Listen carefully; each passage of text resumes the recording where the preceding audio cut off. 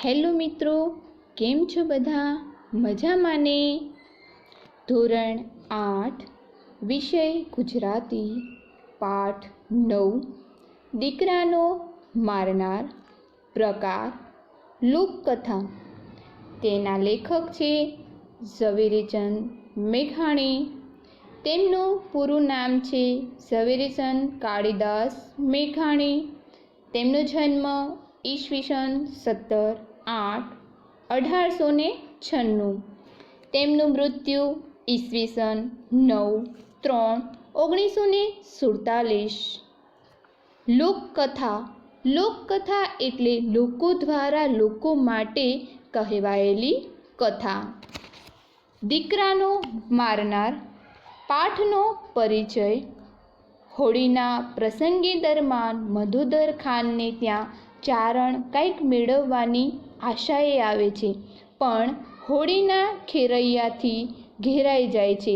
ખેરૈયાથી એટલે કે હોળી ખેલનાર. ચારણ એમનાથી બચવા કોશિશ કરે છે.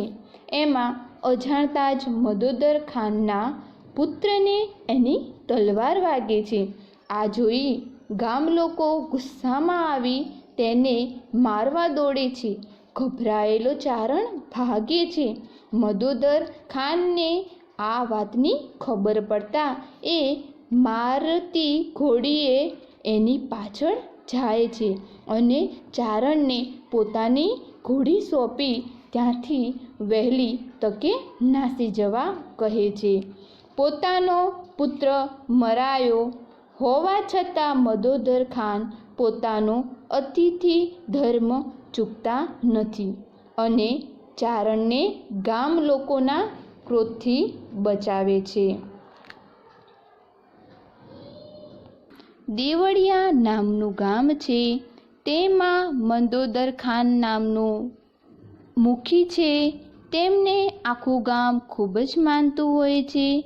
એ પોતાના ગામથી કોઈ વ્યક્તિ ભૂખ્યું આવે તો તે પોતે જમવા બેઠો હોય તો પણ તે પોતાનું જમવાનું પણ તે આપી દે છે.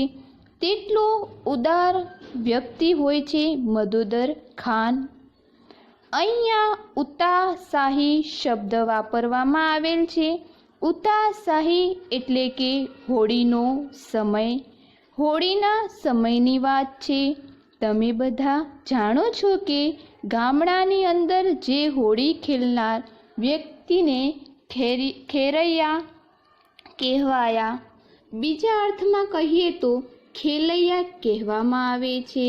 હવે એક દિવસ એવો બને છે કે મધુદર ખાનને દીકરો હોય છે. તે 8-9 વર્ષનો હોય છે.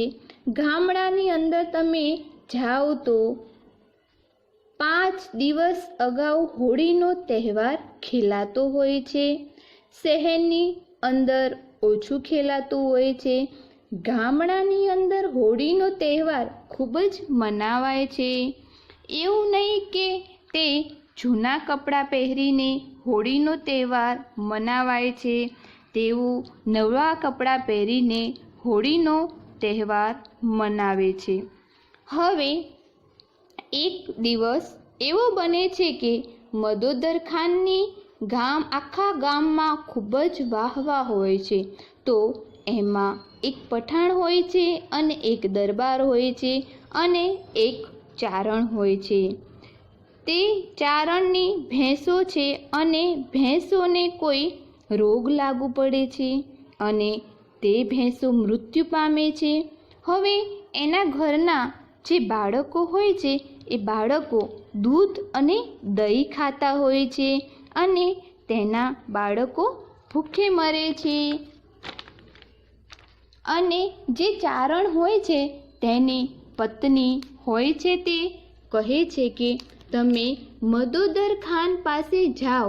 તે બધાને ખૂબ મદદ કરે છે.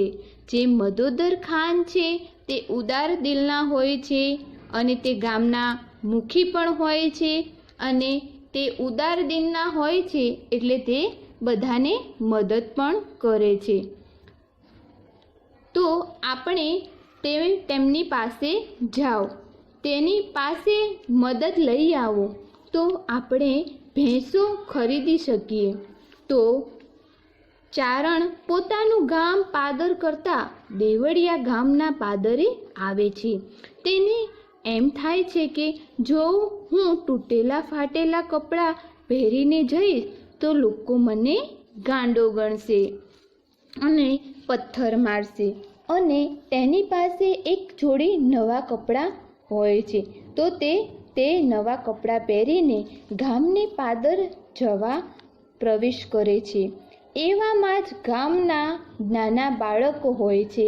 તે મંતવ્ય હોય છે કે ગામમાં નવો માણસ આવ્યો હોય, આપણે તેને રંગવાનો જ છે.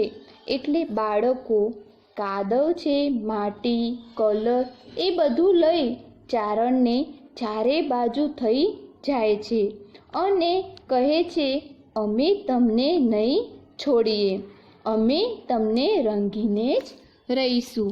પેલો માણસ ચારણ છે, તેના બગલની અંદર એને મ્યાનની અંદર તલવાર છે.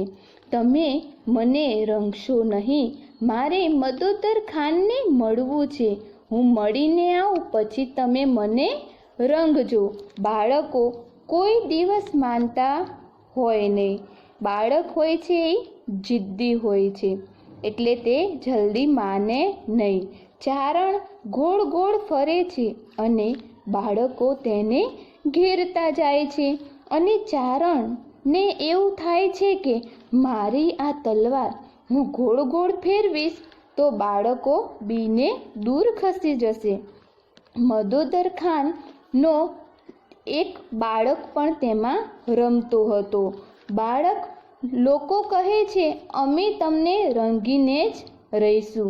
જે ચારણ હોય છે પોતાની તલવાર ફેરવતો જાય છે. બાળકો દૂર દૂર ખસતા જાય છે અને તેમાં ધૂળની ડમરી ઉડે છે. પેલા ચારણને કંઈ દેખાતું નથી એટલે તલવાર મ્યાન સાથે જ ફેરવે છે. એટલે કે મ્યાન, વિદ્યાર્થી મિત્રો, મ્યાન એટલે કે તલવાર મૂકવાનું સ્ટેન્ડ આવે છે. એટલે કે જે તલવારને અંદર મૂકવાની હોય છે તેને મ્યાન કહેવાય છે. અચાનકથી જ મ્યાન નીકળી જાય છે અને તલવાર મદોદર ખાનના છોકરાને ગળામાં વાગી જાય છે અને તેના પ્રાણ ત્યાં ને ત્યાં નીકળી જાય છે. ત્યારે બીજા બાળકો ચીસો પાડે છે અને ગામના લોકો દોડતા ડેલીએ આવે છે. ડેલી એટલે કે ગામનો મુખ્ય દ્વાર આવે છે. ત્યાં કોઈ રાડ પાડે છે, કુંવરને માર્યો. થોડી વાર માટે બધા ઝોકી જાય છે અને ત્યાં ગઢવી ખુલ્લી તલવારે ભાગતો હોય છે અને મદોદર ખાન ઘોડી લઈ ગામના સીમાડે પહોંચી જાય છે. ત્યારે મદોદર ખાન પૂછે છે, તમે કોણ છો? ત્યારે મદોદર ખાનને કહે છે, હું ચારણ છું. શા માટે આવ્યા છો? ત્યારે ચારણ કહે છે કે ભેંસો મરી ગઈ છે, છોકરા છાશ રાબ માટે રોવે છે. હું તો મદોદર ખાન પાસે મદદ લેવા આવ્યો છે. તો બીજા મારી પત્નીના કહેવા પ્રમાણે હું મદોદર ખાન પાસે મદદ લેવા આવ્યો તો. મદોદર ફરી પ્રશ્ન કરે છે, કુંવરને તે મારી નાખ્યો છે? પછી ચારણ આબ સામે નજર કરીને બોલે છે, ઈશ્વર જાણે, મને ખબર નથી. ઘેરૈયાઓ મને રંગવા આયાત, એમને ડરાવવા મ્યાનમાં બીડેલી તલવાર વીંછી મ્યાન ક્યારે નીકળી પડ્યું ધૂળની આંધીમાં ખબર જ નથી. આટલું બોલતા ગામમાં લોકો તલવારો લઈ સીમાડે દોડતા આવવા લાગ્યા. મદોદર ખાન સમજી ગયો હતો કે ગામના લોકો આ ચારણને જીવતો નહીં મૂકે એટલે પોતાની ઘોડી અને તલવાર ચારણને આપી ભાગવાનું કહે છે.